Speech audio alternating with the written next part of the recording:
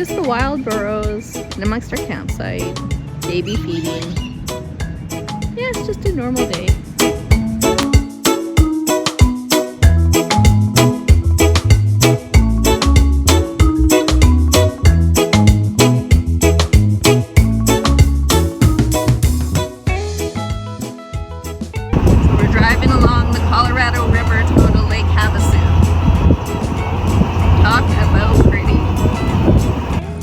Lake Havasu, and what's really cool, there are people fishing, people swimming.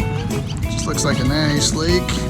Something you may see in Canada. Got the mountains in the background, but this is the cool part. Swing over here, and we have palm trees. And look at where we're jammed in here. It's tight, but look at our trailer.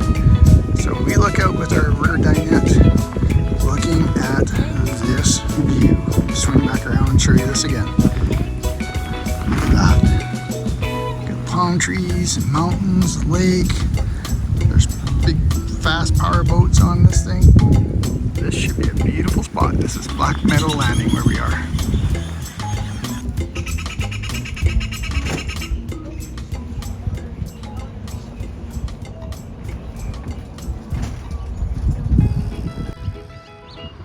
So we're walking up to explore the top part of the resort. But our trailer is right through that tree over there. So, what do you think of this place, Deb? There's new ownership and things definitely need some love. But the waterfront sites are incredible. Yeah, like incredible. They are. Just commenting on the light on that hillside. Pretty.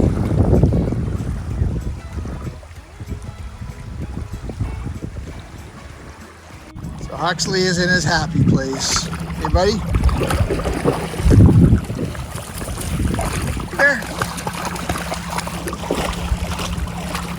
Good girl.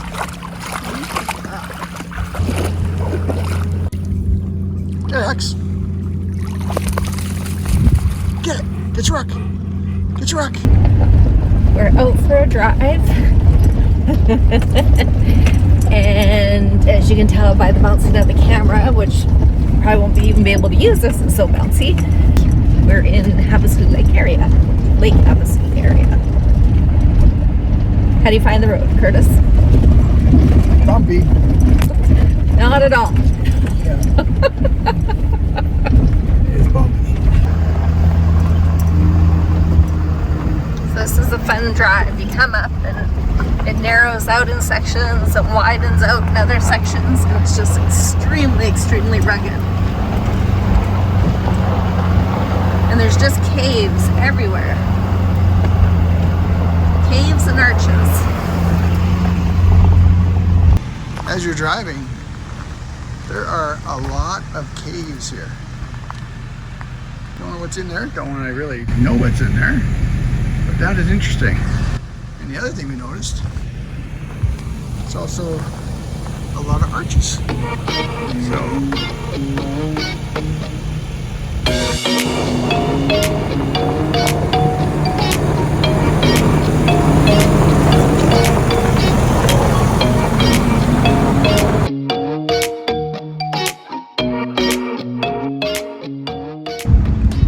We are just floored with the beauty of Lake Havasu.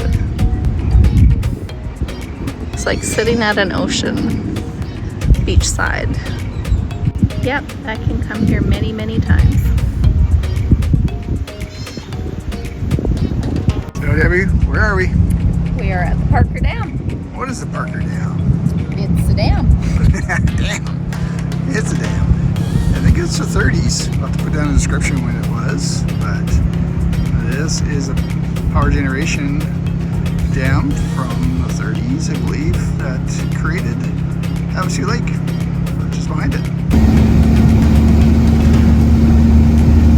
Even the light columns are nice, very decorative, very typical sterile. Well, it's from an era where they cared about details, not just the functionality, but the aesthetics. Yeah, curve versus straight, right? You know, it's feel like they didn't need to make the light towers look that pretty. No. They look like cacti. It's true. There's the power generation plant. It looks to me like only one turbine is running right now. So, pretty cool stuff. There's the road that we drove in on. And there's a boat parked down the Colorado River. Maybe doing some fishing, don't know. So we're in Havasu, Lake Havasu City, and there's this parking lot. We thought, oh, no problem, we can park here, there'll be lots of room. And we came in here, and the only spot left was this spot where we backed into. Debbie guided me there with these vehicles, and we parked. So that part was nice. So Debbie, where are we? We are at the Lake Havasu Visitor Center, which is like this little village. And the London Bridge. Why is a London Bridge here in Lake Havasu, California? Because a very crazy man bought it and brought it over and set it up. Mr. McCullough from McCullough Chainsaws. My dad had a big red McCullough chainsaw. And he told me when I was old enough to start it, I was old enough to run it. That was the McCullough chainsaw. So you helped pay for this? I guess so. My dad did. Or your dad did? Yeah. Okay, when we were in Lake Havasu City, you said about the McCullough chainsaw from your dad that you weren't allowed to use it until you could start it. Now, he had no idea what kind of kid you were. At least I don't think he had any idea what kind of kid you were. How was it that you got to start it? If I remember the story right, it was with a couple friends, Chris and Troy, and it's a big old, giant old red chainsaw like that thing. And I couldn't start it on my own. And we wanted to build a tree fort, but the three of us could start it. One of them was holding it down, and two of us would pull it over. And then once we had it running, I could kind of manage to cut it, but I think I was only about 12 years old. And that summer we went out, built a tree fort, cut all the trees down, cut them all up, that kind of stuff. So I imagine not wearing bucking pants or anything like that. So it was a good time. I just remember it took three of us to get it running. You had such an interesting childhood. How much do you think that thing weighed? I don't know, a lot. But it was only 12, so around 12 anyway. So half your weight. Maybe. Maybe. But this is a cool place. Take a look at this.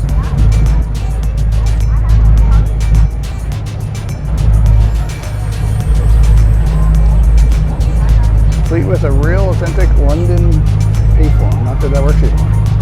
But this London Bridge, if you look, it still has all the numbers on a lot of the blocks. They numbered every single stone and moved this over here by ship and then erected here. This channel wasn't actually here. They built the bridge and then they dredged it all out to create the channel, to create the island. It was a peninsula before. So cool. Neat history. All the blocks, all the pieces were labeled. These are all numbered. So it was a gargantuan jigsaw puzzle to be put together. Jenga? No, because Jenga you're pulling out pieces. Oh, Jigsaw you're putting it together. There you go, true enough. It's huge. Hey Debbie. What do you think of Lake Havasu? It's stunning. It is. The canal is pretty crazy, eh? Yeah. It's just an absolutely beautiful community. It is wonderful. Could easily stay here for a winter. Definitely. Oh, I hear a boat firing up, Debbie. What do we call those boats? Curtis boats. Curtis wishes he had one of those yes. boats.